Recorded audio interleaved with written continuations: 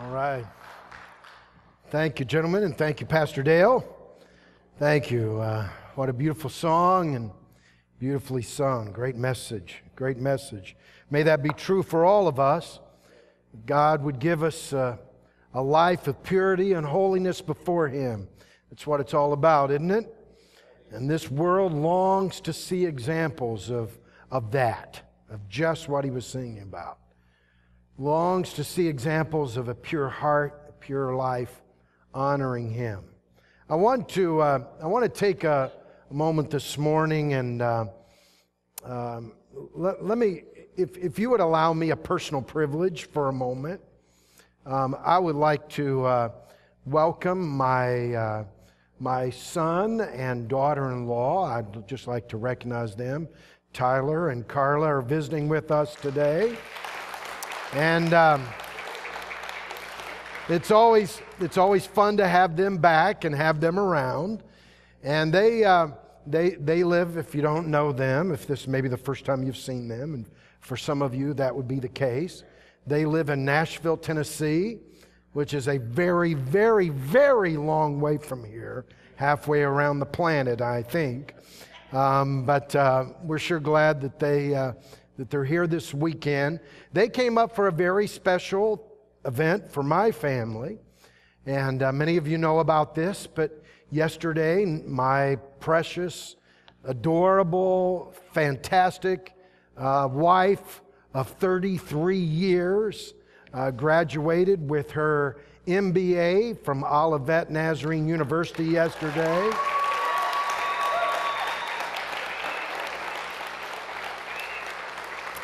And I'm just proud. I'm just proud, and rightfully, we're all proud. Well, good.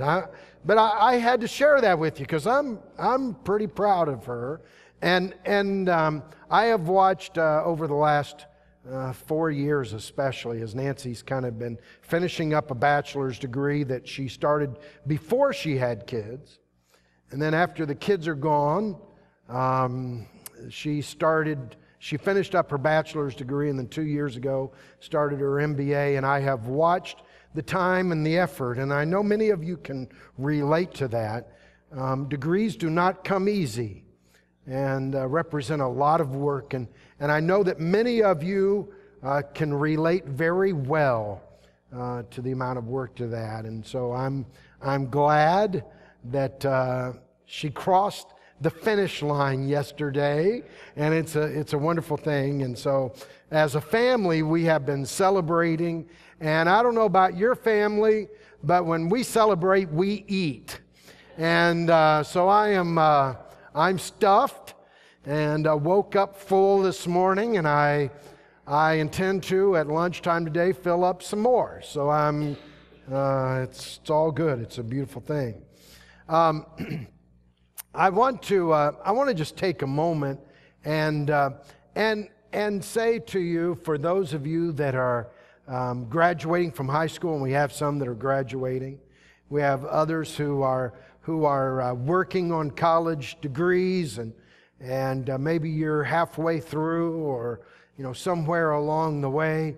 I just want to say to you, keep going. Keep going. Don't stop. Don't get discouraged. Don't take your eyes off the prize. Stay at it. Stay focused. The day will come when you will reap the reward for your endeavors. And so I just want to say that and encourage you to stay to the task and dream big and do what God has called you to do. And then when He has gifted you with such things as a degree and accomplishments in that realm, use it for His glory. Use those things to make this world a better place, and a place where God is glorified in you and through you. And so I just want to challenge you. Keep going, ladies and gentlemen. Keep going. Don't stop. Have you ever, speaking of success and speaking about those things, have you ever wondered what determines if a person will succeed or not? We've seen all kinds of people. We've been frankly, we've been surprised at different times, perhaps, by people's success. You look at them and go, really? They did that? Have you known people like that you look at them and say, well, I never imagined. And then we have been equally surprised at some people's lack of success. Because it seemed like, well, they're so bright and they had so many opportunities and they didn't make it, And so we've been surprised by people's perhaps success or lack of success based on our estimation of them in a lot of ways. For decades, many considered the intelligence quotient or IQ as the measure in which many considered to be the measure of potential. He's got a high IQ, or they've got a low IQ. And so, sometimes, and for decades, it was, their success is going to be based on their abilities in terms of their IQ. But more recently, we've tried to measure by other things because we realize that a person's IQ doesn't by any means dictate whether they're successful or not, because we all know people who have, very, very intelligent, but seem to fail at about everything they attempt. And so the truth is that IQ doesn't always, and I'm not saying it isn't a factor at all, but it certainly is not the key indicator of someone's success or not. And more recently, there have been some who have measured people's EQ or emotional quotient to determine their ability or their level of success. They try to measure a person's ability to empathize with people, or delay gratification, or control impulses, or persist and interact with others. However, once again, the data proved that it was inconsistent and it wasn't a good indicator of people's potential. There's a psychologist named Paul Stoltz who came up with the AQ, or adversity quotient, as being an excellent indicator of potential. Through his research, he discovered that almost all successful people in every field had one thing in common: they get up every time they fall. They refuse to give up. They are amazingly resilient. They have a high adversity quotient. That AQ. The ability not to avoid being knocked down, because the truth is everybody gets knocked down. But what Paul Stoltz brings to us is this idea that truly successful people are the people who indeed get knocked down but bounce up. There's one person who stands out in the Bible as having an extreme high AQ, and that is a man named Joseph. He was a man that kept moving forward despite constant disappointment all around him. His ability to trust in God despite overwhelming adversity is a reminder of what God can do when someone has a high AQ and a lot of faith. And are you ready for some good news? The truth is, we can do little or nothing to increase our IQ. It is a gift. It is something that you're either born with or you're not. And if you have a high IQ, thank God for it, because that is a gift from Him to you, and you use that. But those of us who, hope to someday, dream of having an IQ, that might be in double digits. We want, for the rest of us, the other 99% of us, there's this good news, and that is you can do all kinds of things to dramatically improve your AQ. that ability to bounce back. You can enhance your ability to take on challenges. And as we learn from the life of Joseph, faith plays an important role in determining your AQ. So let's explore how to have faith that endures despite the disappointment. And let me say, especially to the young people who are here, I can't think of a greater thing for you to develop in your life than a resilience, an extraordinary resilience to stand up after you've been knocked down, and as part of that, the ability to see and trust God in all that takes place, because that is very much ingrained in our ability to bounce back and trusting Him. Could we agree with that? Is there anybody that agrees with this not-so IQ preacher here this morning? I want to share with you a story from Genesis, the 37th through the 40th chapters. I won't take time to read 4 chapters this morning, but I do want to tell you a story and cover a bit of some of the things that happened in the life of Joseph. Now, if you've been kicking around Sunday school all your life, this is all familiar story to you. To some of you, it may be the first time you've heard it. Others, you've heard it. In fact, probably could tell the story better than I can. You've heard it and so familiar with the story. But it bears consideration, because I believe that there's some great lessons that we can learn today to increase our AQ, that adversity quotient, the adversity quotient in our lives. The first thing that I want us to understand is that Joseph's family disappointed him. Joseph's family disappointed him.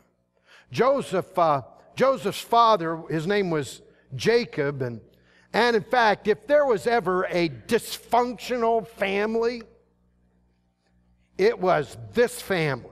Okay, this is the family.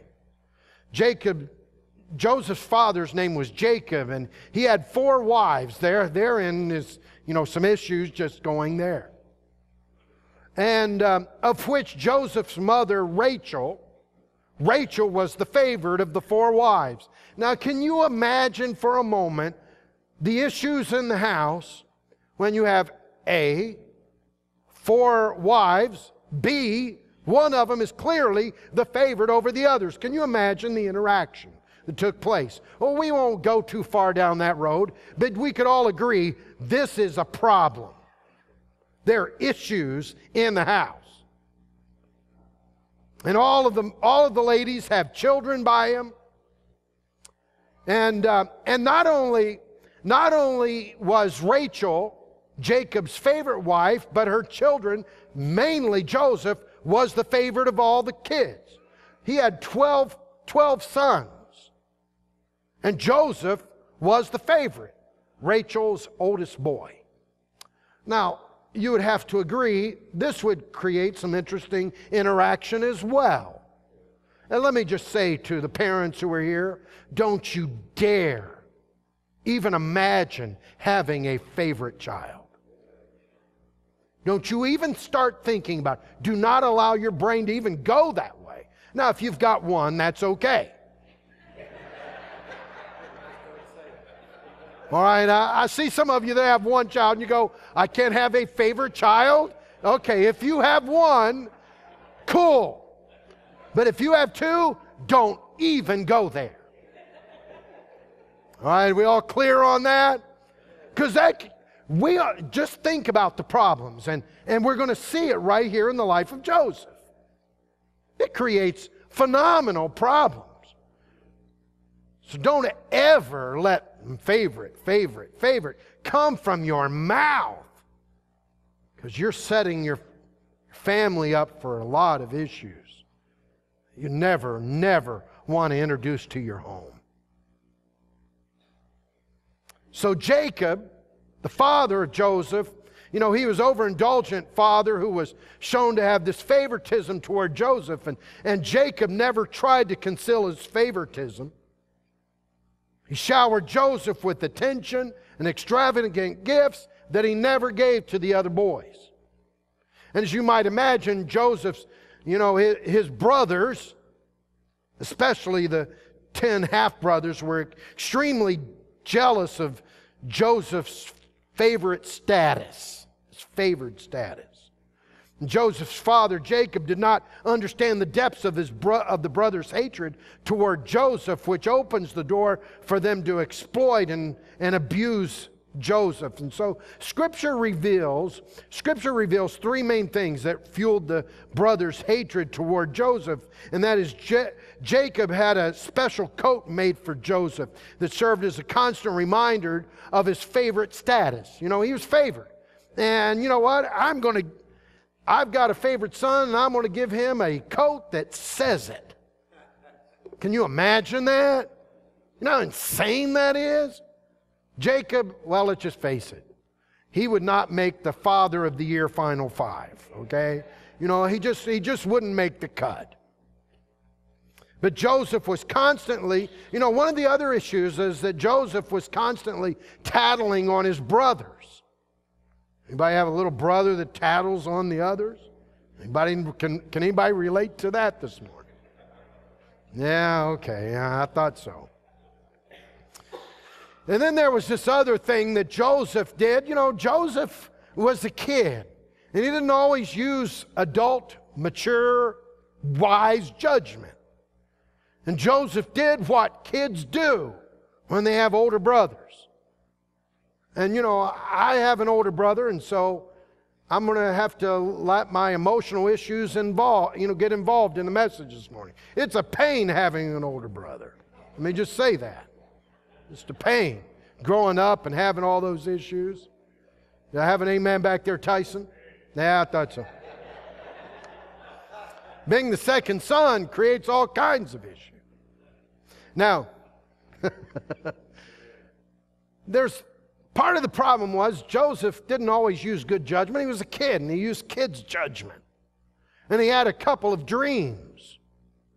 And he related to his brothers these dreams about how these brothers were going to bow down before him. Oh, my goodness. You wouldn't say that to your brother. You were smart at all. Jacob dispatched Joseph one day to see about the well-being of his brothers, and they were grazing their flocks near a town called Shechem, several miles north of Hebron, and not finding his brothers in the city, Joseph began to search the pasture lands, and a man who found him there directed him a little further north to an area of Dothan. And as Joseph approached, the brothers recognized his stride. Here comes Daddy's favorite. So they decided that they're going to figure out a way to get rid of Daddy's favorite. They plotted to kill him. And they'd get rid of this dreamer once and for all. And so Reuben, the oldest brother, argued that they shouldn't shed his blood. Just throw Joseph into a cistern and leave him. Just throw him in a hole in the ground and leave him. And Reuben hoped to be able to go back and release Joseph at a later time. Later I'll kind of double back, get him out, and dust him off, and tell him I'll beat him up if he tells Dad what took place. Joseph was stripped of his special coat and thrown into this empty cistern. And the brothers, oblivious to Joseph's cries for help, what did they do? They sat down to eat. During the meal, they spotted a caravan of Midianites on their way, to Egypt. So Judah, one of the brothers, suggested that rather than killing Joseph, they should sell him to this caravan, sell him into slavery. And that way they could get some money. Brothers pulled Joseph from the cistern and sold him to these men traveling to Egypt. So they sold him for 20 pieces of silver, the cost of a slave. And so Joseph was on his way to Egypt, and Reuben was distraught when he returned to the cistern to find Joseph missing. What would he tell his father? A scheme was devised to conceal their crime, and they slew a goat and dipped Joseph's robe into the blood, and they took the bloody robe to Jacob, to the father, and asked him to identify it. And Jacob jumped to the conclusion that his son had been killed by, some wild beast.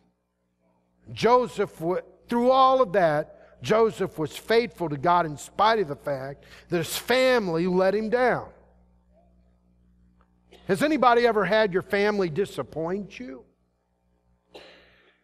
Well, the truth is, of course you have. Of course your family's disappointed you at some point. And let me ask you the flip side of that. Have you ever disappointed your family? Well, of course you have. In a family, listen, none of us are perfect. There is not a human being here who is perfect, and we will not just be disappointed, we will disappoint. Now, I wouldn't want to offer that to you as justification where you just go, well, sorry, hey, preacher said I'm going to disappoint, so deal with it. No, I'm not giving you a license to disappoint. What I'm saying is, even sometimes in our best efforts, we disappoint.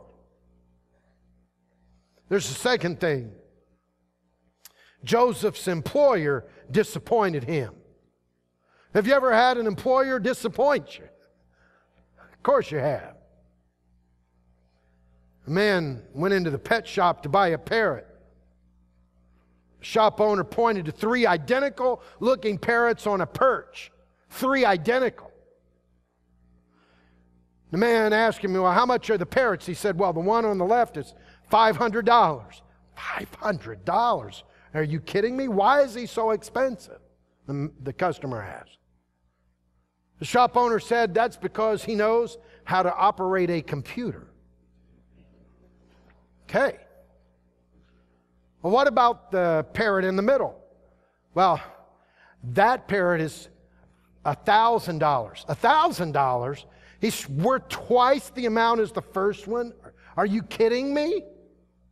Why is he worth $1,000? Said, well, he not only knows how to operate a computer, he knows his way around Windows 8. Wow. Well, okay. Maybe he's worth $1,000 then.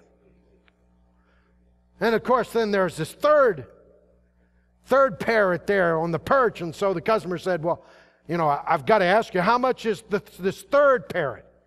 $2,000. $2,000.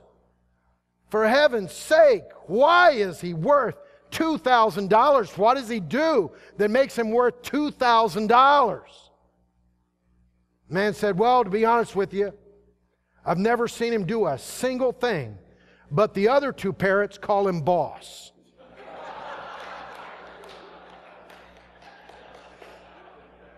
Yeah. Yeah. Just a little. I wouldn't recommend that you go to work tomorrow and share that story, but be careful who you tell that story to, all right? But the truth is, sometimes our employers can disappoint us, right? The Midianites sold Joseph to one of Pharaoh's officials. Pharaoh was the king, if you will, of Egypt. And one of his officials bought Joseph. And the hand of God had spared Joseph from sure death and placed him in a strategic position in Egypt. God had a plan for Joseph. And those of us that know the end of the story know that while it seemed like Joseph was in a bad way, God's hand was on him. God was using every transaction, every moment of his day, preparing him to save all of Egypt and just to rescue. And sustain his family. Potiphar was the head of security for Pharaoh. Potiphar now owned Joseph. In Egypt, his master observed that Potiphar noticed that everything that Joseph put his hand to, he was good at. He was successful. I mean, everything that Joseph did, he was blessed with success. And step by step, Joseph rose to prominence from Potiphar's personal assistant to chief of the household of servants to the manager of Potiphar's entire estate. Potiphar said, everything that I have, you manage. That's pretty good promotion for a kid who had been sold into slavery.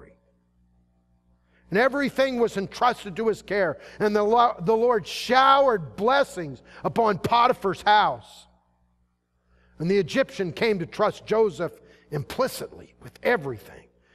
But Joseph faced severe temptation in the house of Potiphar. His master's wife had eyes for this handsome young man. She constantly urged him to become sexually involved with him. And Joseph firmly rejected her advances for two sound reasons. He could not betray the trust of his master Potiphar, but he could not sin against the God of his father either.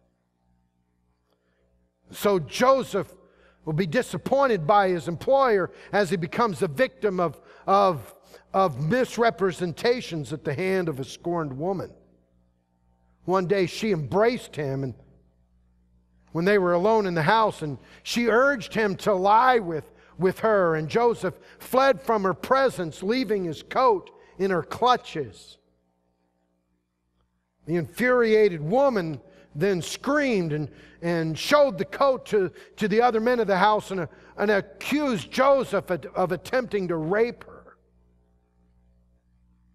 Potiphar was convinced of his wife's story, and he ordered Joseph thrown into the royal prison. No trial. It's over.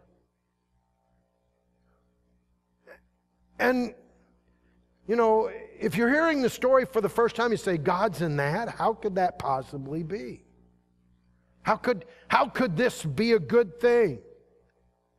And in prison, Joseph was forgotten by his master, but not by his God. And the Lord was with him and blessed him. And once again, Joseph began to rise in leadership. And the warden so completely entrusted him, because everything he did was successful, that, well, Joseph became the administrator of the prison.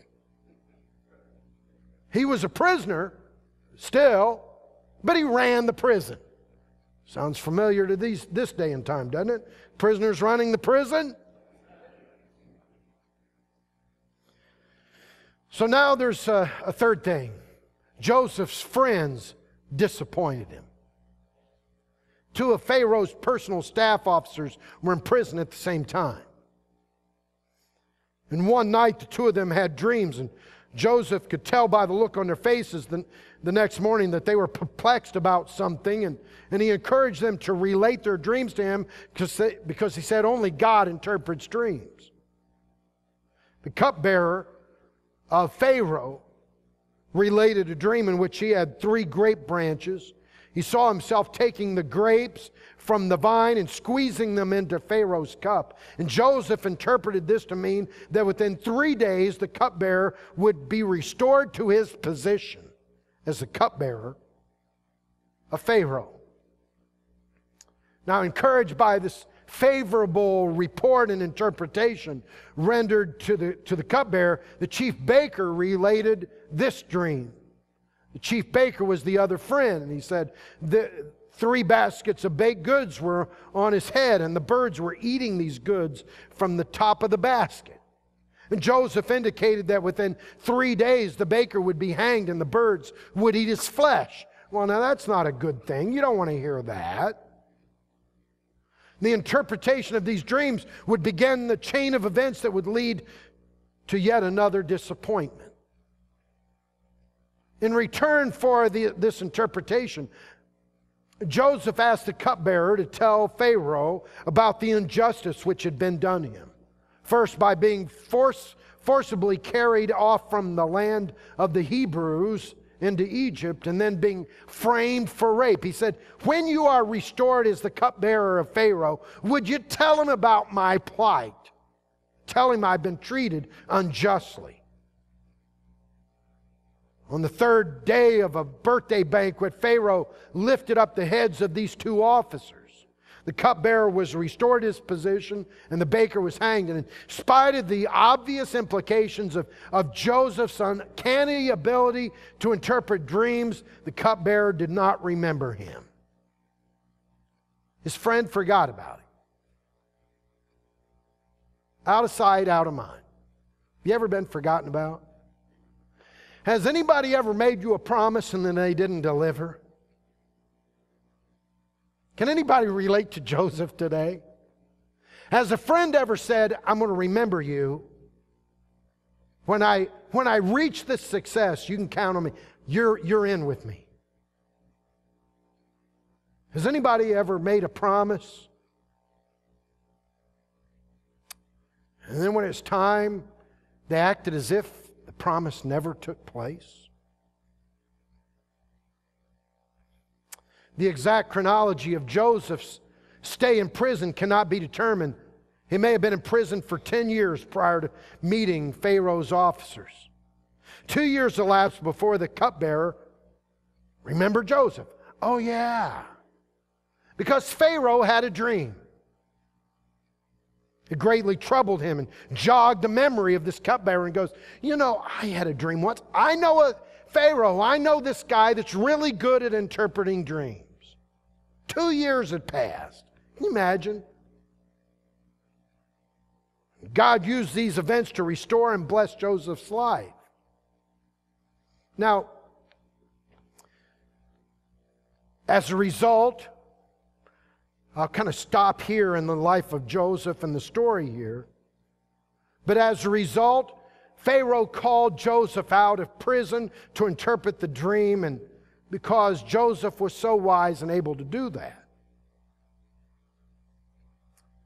Joseph saved a kingdom and was given extraordinary power, and essentially became, if you will, the vice pharaoh of Egypt. Not bad for an ex-con. Not bad. Now, there are 3 lessons from Joseph's life that will help us develop a faith that endures despite disappointments. Because the truth is, every single one of us have been disappointed. Let's admit it. We've been disappointed. Maybe you've been disappointed this week. Maybe you're saying, my goodness, Pastor, have you been living in my house this week? Have you been in my workplace this week? I have been very disappointed with, you can fill in the blank. But there are 3 things that will help us increase our AQ. First of all, people are all imperfect. Learn to expect some disappointment.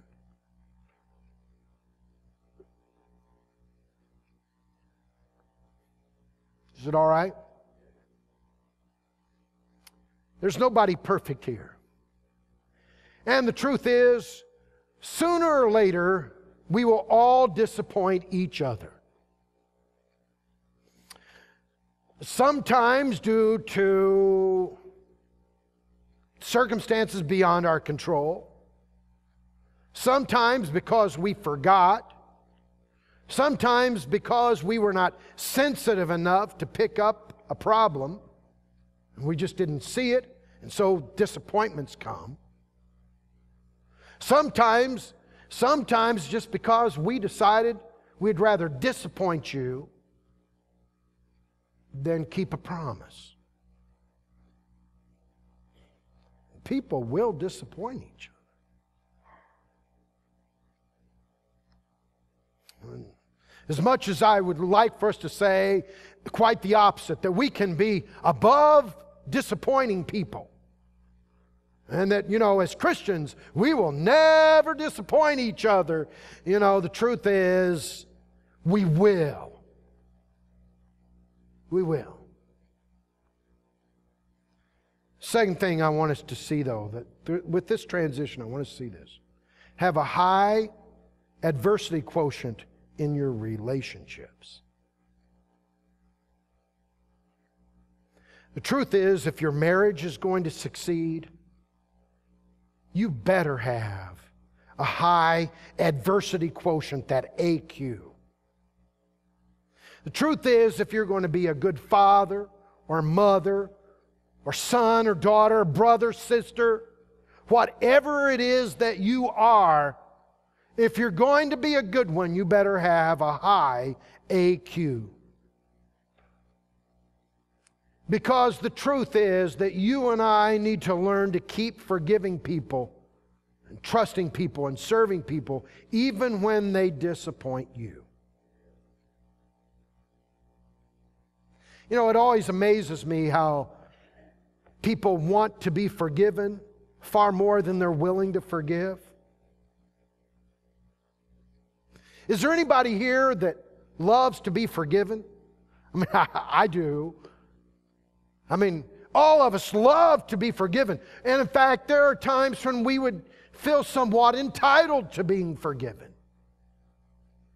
My husband, my wife, my son, my daughter, my parents, somehow they're responsible to forgive. There's a sense of entitlement and expectancy to just be forgiven.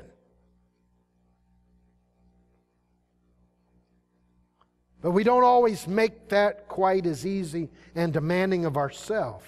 I want to tell you, there needs to be grace extended to all. We need to be forgiven and we need to be forgivers. Because remember just a little while ago when we were praying, we prayed this: forgive us our trespasses as we forgive those who trespass against us. Remember praying that? And you realize what you're praying? Lord, forgive me to the degree that I forgive. Ooh, yeah. Whoa, all of a sudden we realize, well, I want forgiveness. Therefore, I'm praying, Lord, forgive me to the degree that I forgive others. Which highly motivates me to be a forgiver. And another thing I would say to you is avoid allowing yourself to become a skeptical, bitter, accusing person.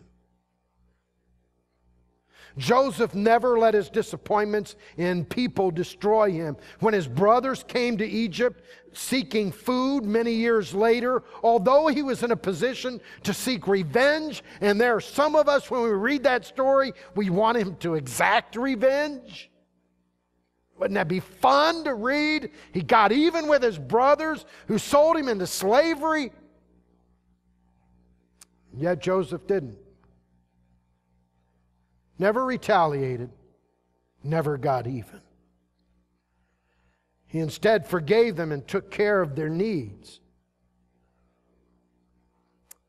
There's a third lesson that we can learn, and that is put your total trust in Jesus Christ.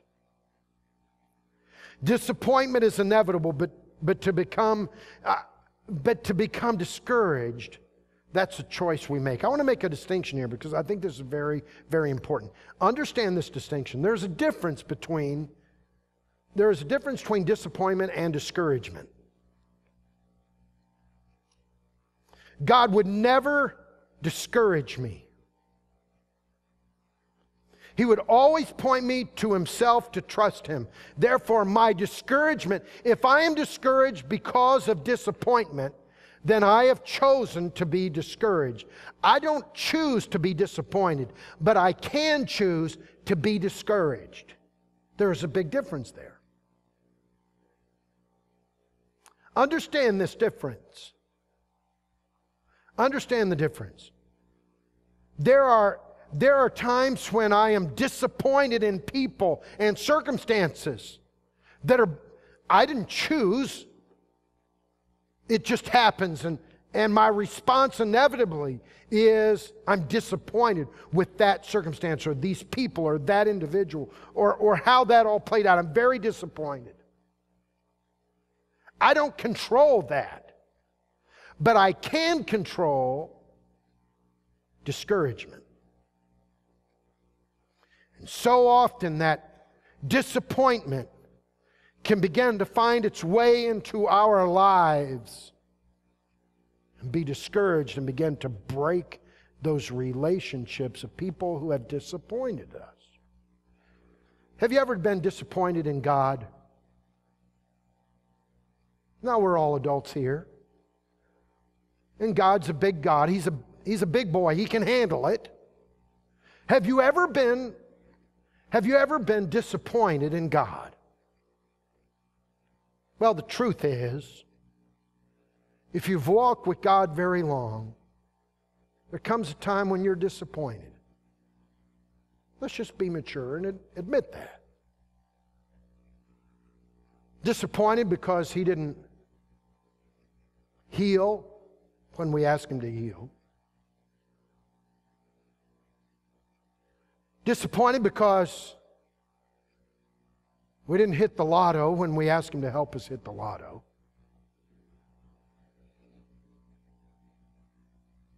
Disappointed because I didn't get that promotion or job that I asked Him to give me. Just disappointed in God.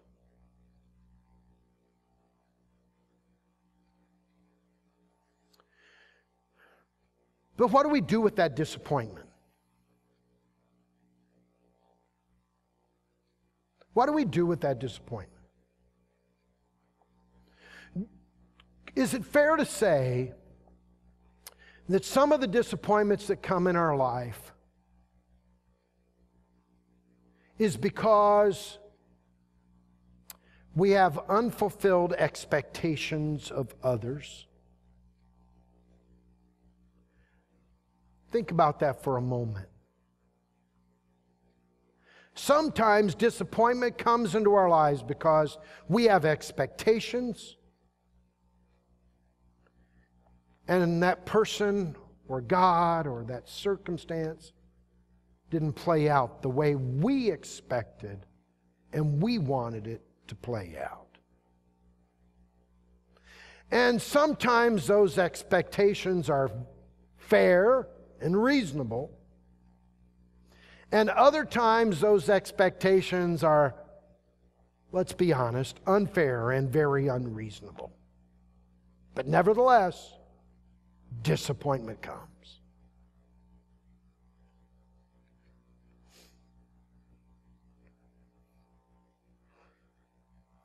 But what do we do with the disappointment?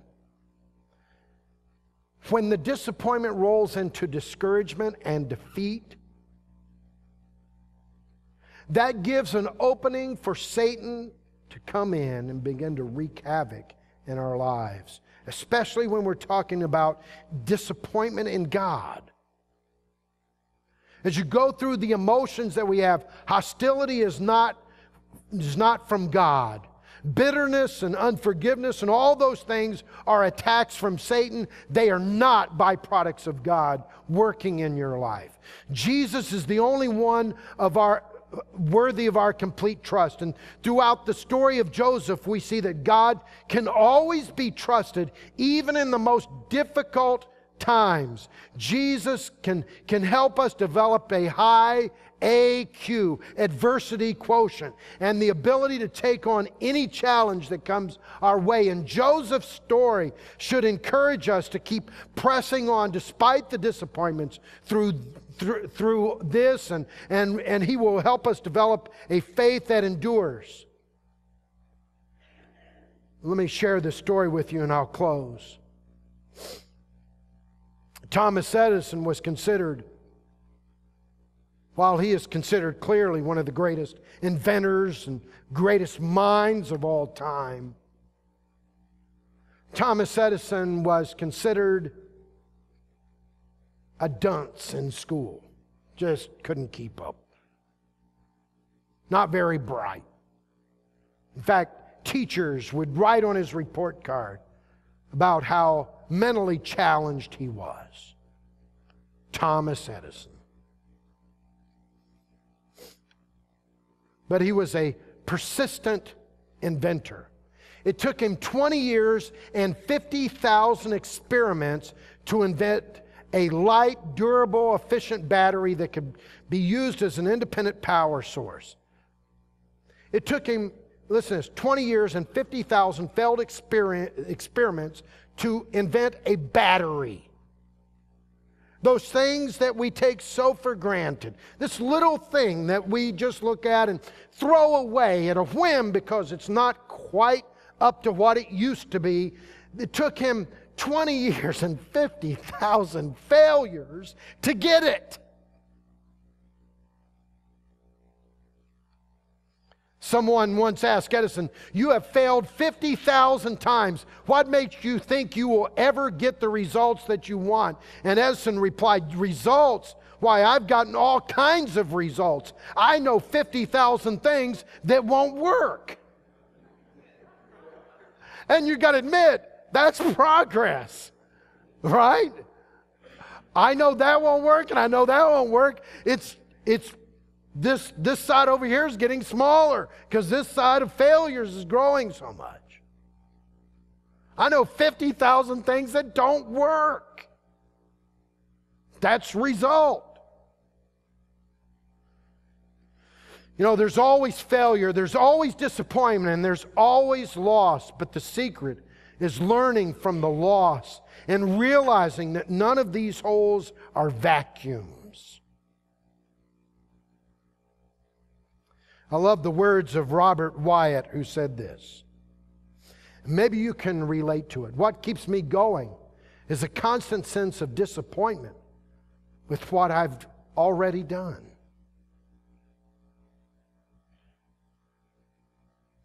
It's profound. Does that keep you going? Does that keep you going and saying, you know, I can do better?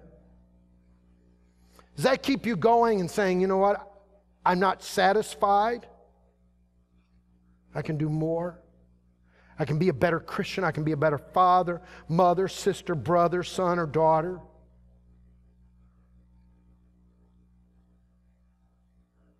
It keeps me motivated because I have to think I can be a better pastor. I'm not satisfied with what I've done. I know I can do better. That's what pushes me. That should be what pushes all of us. It's not being satisfied with what we've done. If you've been knocked down, get up. In fact, get up.